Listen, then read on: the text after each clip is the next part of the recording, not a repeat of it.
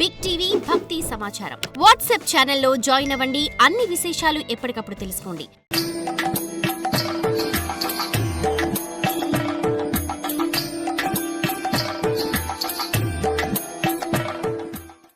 గణికా గర్భ సంభూతక గణికా గర్భ సంభూతక వశిష్ఠచ్చ మహాముని వశిష్ఠచ్చ మహాముని తపసా బ్రహ్మణో జాతక తపసా బ్రహ్మణో జాతక సంస్కారక తత్ర కారణం సంస్కారక తత్ర కారణం.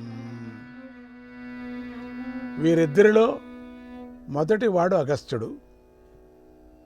ఆయన బాల్యం నుండే గొప్ప వైరాగ్యాన్ని కలిగి తపస్సు చేసుకోవటానికై అడవికి వెళ్ళిపోయాడు.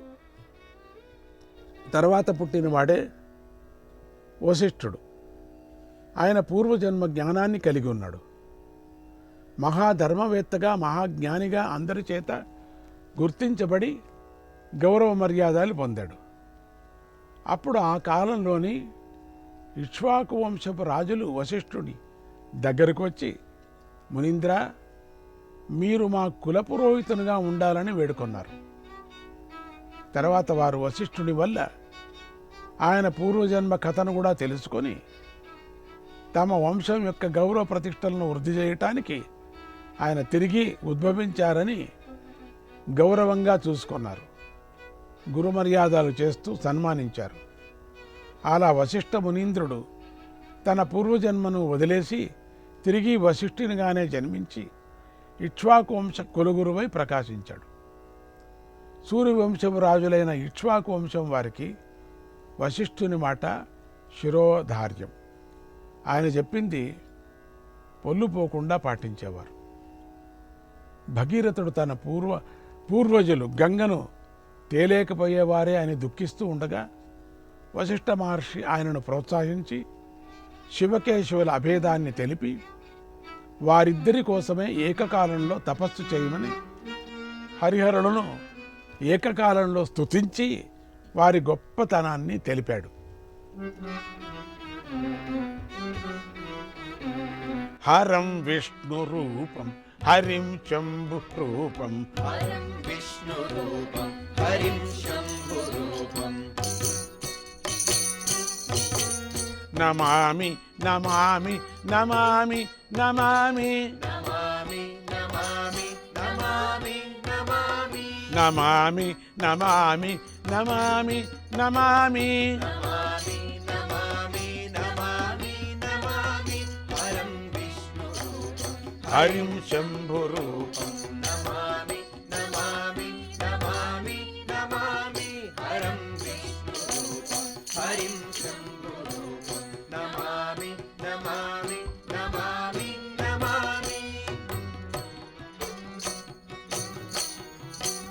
సముద్రాదివాసం గిరీంద్రాదివాసం సముద్రాదివాసం గిరీంద్రాదివాసం సుమోదాత్తహాసం స్ఫురచ్చండహాసం మోదాత్తహాసం స్ఫురచ్చండహాసం ఖగాది శయానం వృషాది శయానం ఖగాది శయానం వృషాది శయానం పణీంద్రే శయానం పణీంద్రేశ భూషం ఫణీంద్రే శయానం ఫణీంద్రేశ భూషం హరం విష్ణు రూపం హరిం శంభు రూపం నమామి నమామి నమామి నమామి.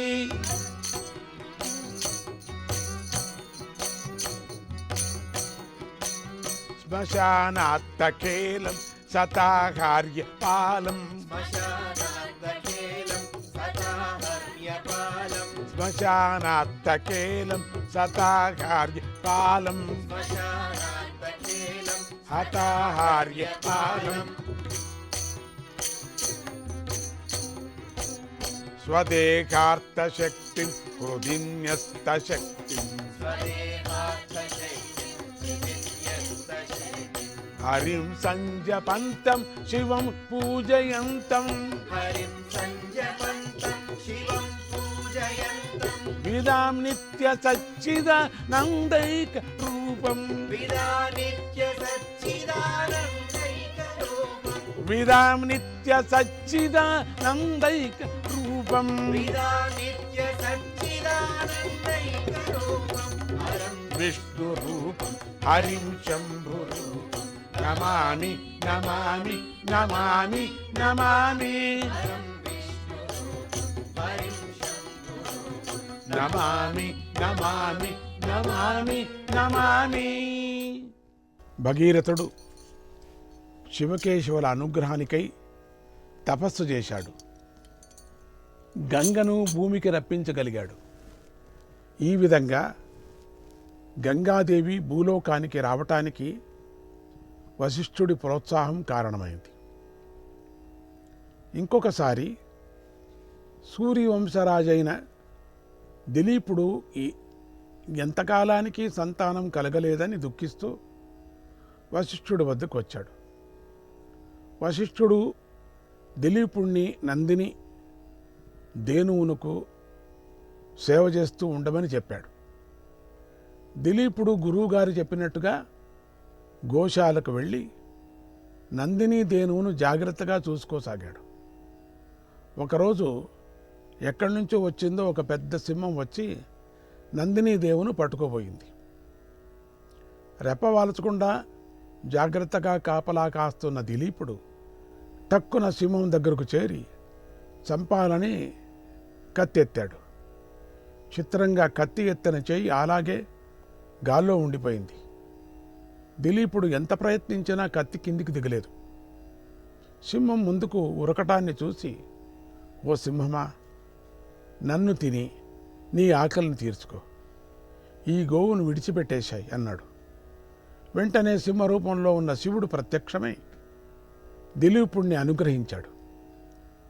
కొద్ది రోజుల్లో దిలీపుడు సంతానవంతుడయ్యాడు. ఇక్ష్వాకు వంశం ఇలా అఖండగా ముందుకు పోవటానికి వశిష్ఠుడి కృప కారణమైంది. ఆ సూర్యవంశపు రాజుల్లో రఘు మహారాజు గొప్పవాడు. దానం చేయటంలో ఆయనకు సాటి ఎవడూ లేరు. ఒకనాడు ఆయన విశ్వజిత్ యాగాన్ని చేసి తాను సంపాదించిన ధనరాశులన్నీ అందరికీ దానం చేసేశాడు. లోహపు పాత్రలను కూడా ఆయన తన దగ్గర అట్టిపెట్టుకోలేదు. కేవలం మట్టి పాత్రలతో జీవనాన్ని సాగించాడు. అలా రాజ్యభారం వహిస్తున్న రోజుల్లో ఒకనాడు వరతంతు మహర్షి యొక్క శిష్యుడైన కౌత్సుడు అక్కడికి వచ్చాడు. మహారాజు సహాయంతో తన గురువునకు దక్షిణను సమర్పించాలి అని కౌత్సుడి కోరిక. తీరా రఘుమహారాజు యొక్క పరిస్థితిని చూసేసరికి ఆయనకు మతిపోయినంత పనైంది. కౌత్సుడు తన కోరికను బయట పెట్టకుండా తిరిగి వెళ్ళిపోయాడు. భటుల వల్ల రఘువునకు కౌత్సుడు వచ్చాడన్న వార్త తెలిసింది. వెంటనే రఘువే ఆయన దగ్గరకు వెళ్ళి, అయ్యా, మీరు వచ్చిన కారణం తెలపండి అని అడిగాడు. కౌత్సుడు, రాజా, నేను నా గురువు గారికి గురుదక్షిణగా 14,000 కోట్ల ధనాన్ని సమర్పించుకోవాలి, దాన్ని అడగటానికై వచ్చా అని చెప్పాడు. అంతా దానం చేసి ఉండటం వల్ల రఘుమహారాజు కోశాగారంలో ధనం లేదు. వచ్చిన బ్రాహ్మణ్ణి నిరాశతో వెనక్కి పంపించడం రఘువుకు ఇష్టం లేదు. గురుదేవా, నేనిప్పుడు ఏం చేయాలి అని గురువైన వశిష్ఠుణ్ణి అడిగాడు రఘుమహారాజు.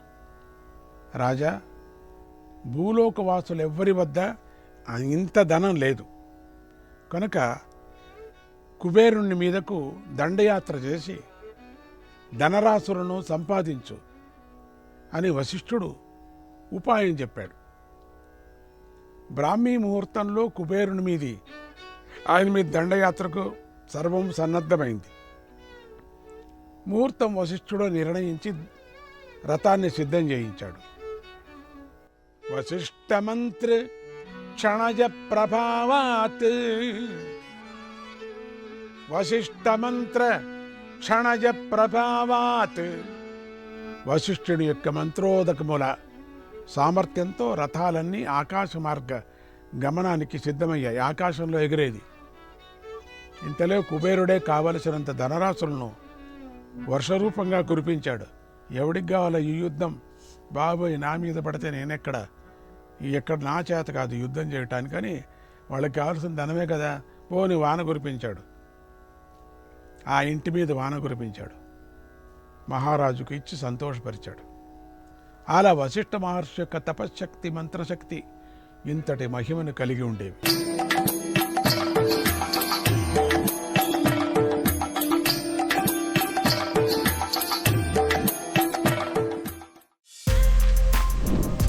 For more videos like this, subscribe Big TV channel.